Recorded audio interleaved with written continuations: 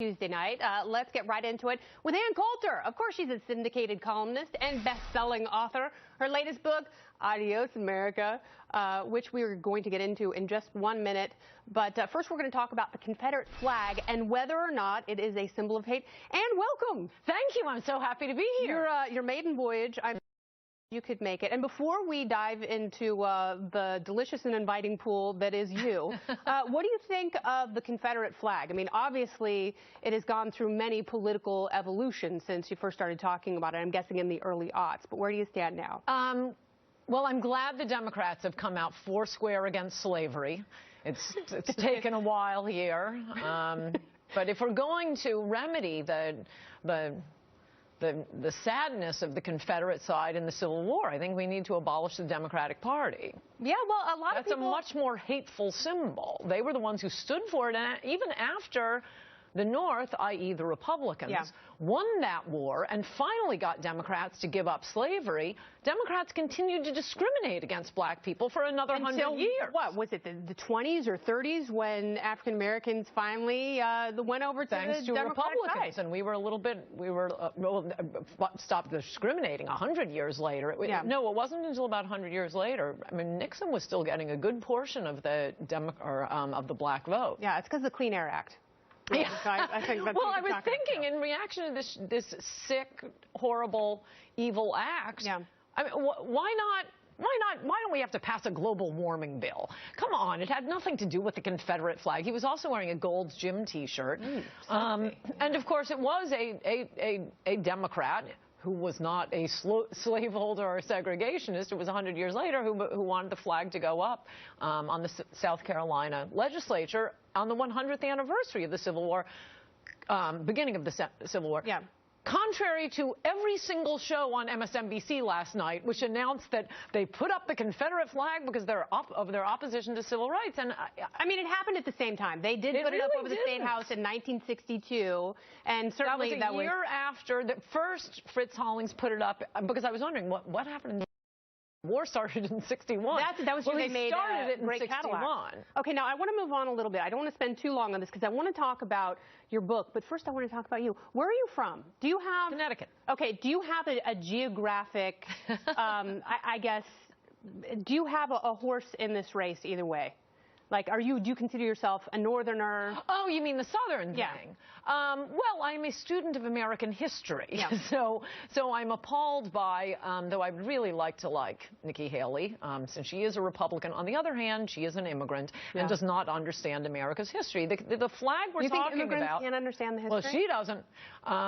The Confederate flag we're talking about never flew over an official Confederate building. It was a battle flag. It is to honor Robert E. Lee, and anyone who fought knows the first thing about military history knows that there is no greater army that ever took the field than the Confederate Army, both blacks and whites from the South. I understand that. And in Mississippi, when it came up for a vote, 30% of blacks, this was within 10 years, 30% of blacks voted to keep the Confederate flag. And those are historical facts. That is a rational argument applied to an emotional debate.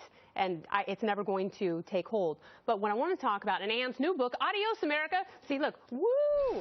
She takes on the country's broken immigration system, and she says the only way to begin to address the problems requires us to start with a 10-year moratorium on all immigration. So if you have a 10-year moratorium on legal immigration, what does that do about what you claim to be the problem of illegal immigration? How is that going to stop illegal immigration? No. My complaint is not with illegal immigration. Republicans have a silicone chip in their brain that means Democrats say diversity is strength. Republicans say we love legal immigration. It's just no. This is a book about immigration. Just immigration in not general. Legal immigration. I mean, I start with amnesty because that'll finish the country in 5 years, as opposed to the plan we're on now with legal immigration. But what I would like to do, and this is what I began thinking I do, is we just fix the rules. So we do it the way we did it pre-1970. Bring in immigrants who are better than us and make the country better than we are. What about in the early 20th century? I mean, that's what Milton Friedman favors. Milton Friedman favored a time of illegal immigration because when you started these social programs and people came over for very different reasons than they did at the turn of the century. Well, it's more than them just coming. Our rules are set up to make it virtually impossible for people to to come in and compete, for example, with Mark Zuckerberg for his job. They will be competing for Mark Zuckerberg's landscaper's job.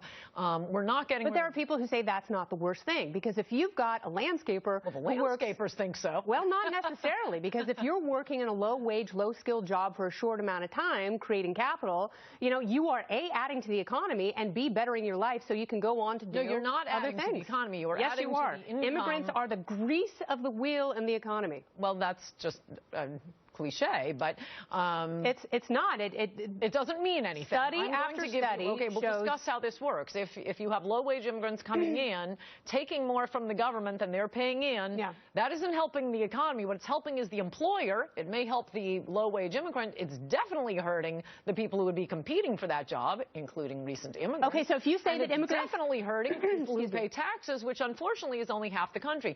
Now, the but with E-Verify, even if they have false Social Security numbers, you still have a lot of immigrants who come into this country, work really hard, and pay taxes. Therefore, they're adding to the system. But also, well, they're not paying if you taxes. have, yes, they are. If you have a landscaper, that is not yes, true. they are. Someone who uses a Social Security number to get a job and an employer who uses E-Verify, they are certainly paying taxes. No, they are not paying taxes. They are accepting more back in not only education, now when you which is vastly expensive. When you say accepting more back, this is a point where we agree.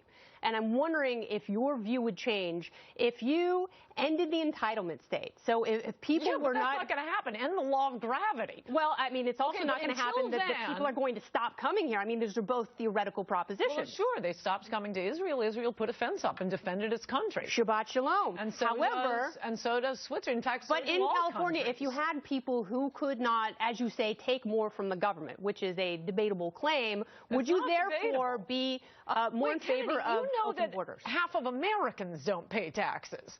But you're saying that these minimum wage workers are paying taxes? A lot of them are, yeah. I mean, there are a lot of jobs that you pay in cash. We were getting the wealthy immigrants who are contributing so much and paying taxes. Those aren't the non-wealthy immigrants come here and they work their ass off. Okay, here's what you need. Honestly, yeah, they can work hard, but that isn't the point. Honestly, do you have Mexican friends? Do you have real Mexican friends? This isn't about having friends. I have friends who are. It doesn't matter who my friends are. I care about my fellow Americans. I care about the middle class. I care about the working class. I care about Americans losing their jobs and immigrants losing their jobs. And they are the ones, the middle class, subsidizing the rich's cheap labor so they can underpay the maid because they may work hard, but oh boy, do they access if you are paying services. a maid and you're paying a landscaper and you are paying a nanny, those are three jobs you are not doing. You are able to go out there and earn more money and therefore may not improve the economy. It's apparently that every time they have to actually pay taxes on these maids, the rich say, oh, never mind. When they have to pay for a legal maid, as the New York Times has reported, oh no, that's too much. They want the middle class. So we should have all union maids. We should have a maid union, and we should have people making a minimum of $50 an hour. To do with it. I mean, but that's where we're going, unfortunately. Okay. A union has nothing to do with it. Of course, it's not unionized. It's an individual employee coming to your house, and you can get legal maids. I have one last question they don't want to pay we're running out of time. Are you fun? That's a silly question. Yes, it is. I don't answer silly questions. Oh, Anne, come on. I tell you something about me. No silly question. Well, then I think the question answers itself. No, because I've heard from mutual friends that you are a very fun person. All right. Very good. Thank you, Anne. Adios, America. That's it. Bueno. Coming up.